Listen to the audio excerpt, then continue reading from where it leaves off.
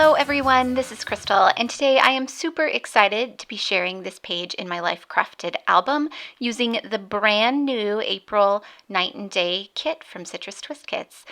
So this is, like I said, a page in my 2020 Life Crafted album where I just kind of am adding stories that I want to expand upon from my Project Life album, but maybe don't quite need a full 12 by 12 layout. So this page is about spring. It's about a bouquet of flowers that a lovely friend sent over to me on the first day of spring.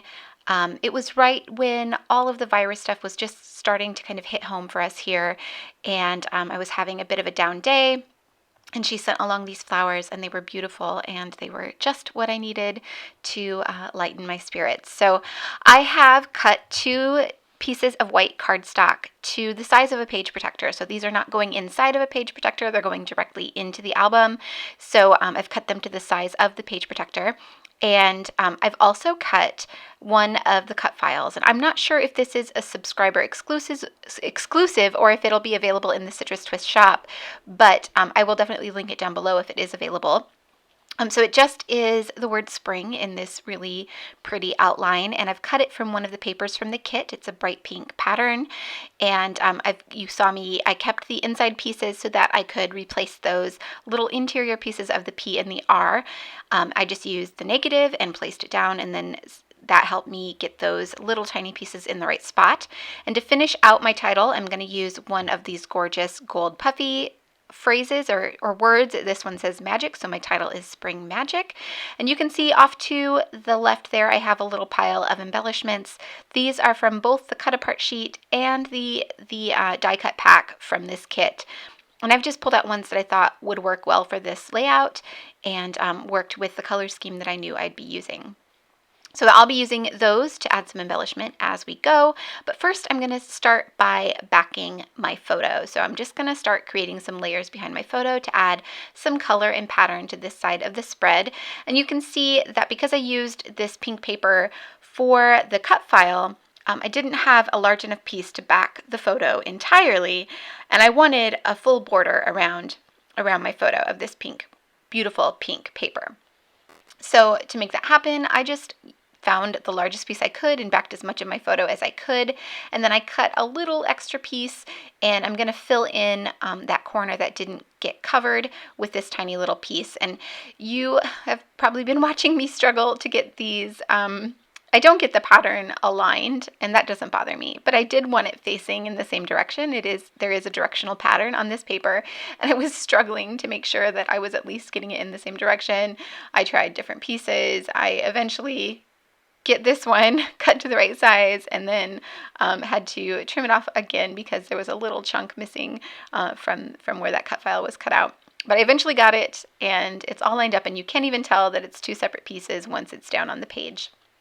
So for another layer, I'm going to use this really beautiful pattern paper from the kit that has this lace pattern on it, and it looks very vintagey, and there's some typewritten words at the bottom. It's a really beautiful piece of paper. I'm going to add it to the bottom part of this photo. So I'm just creating some offset layers. I don't want it to look too perfect. I don't want it to be perfectly symmetrical mats around my photo. I just want there to be some pattern and texture and color on this side of the spread. So I started with those 2 layers. I'm going to bring in some of the embellishments now to figure out what I might want to do with those before I add any more layers, just because I want to make sure I get a good balance of color. So once I realized that I want to add those flowers and the leaves to the left-hand side, I realized I definitely am going to want some of this dark paper behind my photo to kind of balance out the heavier leaves on the left, on the right-hand side. So I cut a chunk that's about 4 by 4.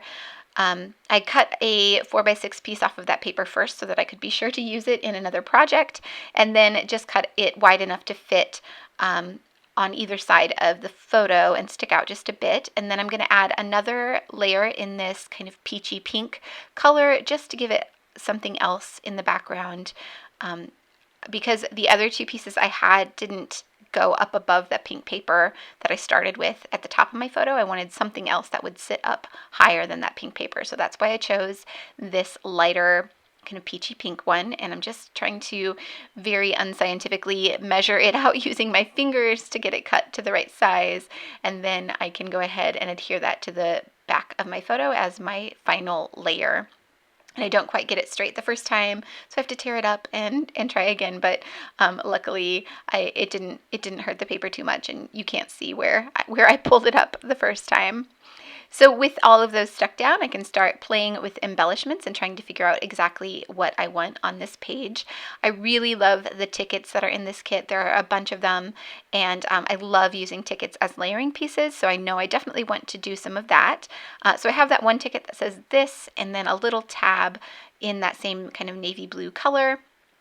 And I'm going to cut out another label. This one is from the cut apart label sheet that comes inside the kit, and I just trimmed out that pink one. And you've probably already heard this trick, but you can use a hole punch to get those rounded corners on your labels. Super easy to do. And then I'm just going to play around with the layers and figure out how I want to build up some layers on the right side of my page. So I have that tag that I really wanted to use because it has the floral cluster in the bottom, but I just can't make it work. It's just a little too big for this side of the page, and it covers up too much of my photo, and I really want the photo to stand out, of course. So even though I really love that tag, it doesn't make it onto the page. I try layering it, I try changing it out for some of the smaller tags, and none of that really works. I end up going with a different plan in the end, but right now I'm working on this top cluster. I really like the way that those two cut aparts or elements, die cuts that is, are working. So I'm going to go ahead and adhere those down along with a little piece of chipboard from the kit. And then I can go back to this bottom cluster and try and figure out what else I want to add. So I grabbed the pink ticket, and I really like the way that that brings more of the pink over to this side of the page. So I'm pretty sure I want to use that one. And I'm thinking I want to add a label. I'm just not sure yet which one. So I'm going to let that sit and give myself some time to look at it and ponder how I really want it to be while I work on the left-hand side of the page. So I definitely want to add some of these leaves, but the sprigs were just a little too big for the design of this page. So I decided to go ahead and just cut some individual leaves off of that sprig and add them behind the flowers there. And I really like the way that that looks. So I'm going to go ahead and go with that. I had one little extra leaf left over, and I thought maybe I would include it on the right hand side of this page just to bring more of that color over to that side. And you'll see me move it around a few times here in a minute, and it just doesn't make it onto the spread. It looked a little strange to me being the only leaf, and then also there not being another flower there to go with it. So I end up just saving it for another project. So that is those flowers all done. I really like the way that they look alongside of that cut file.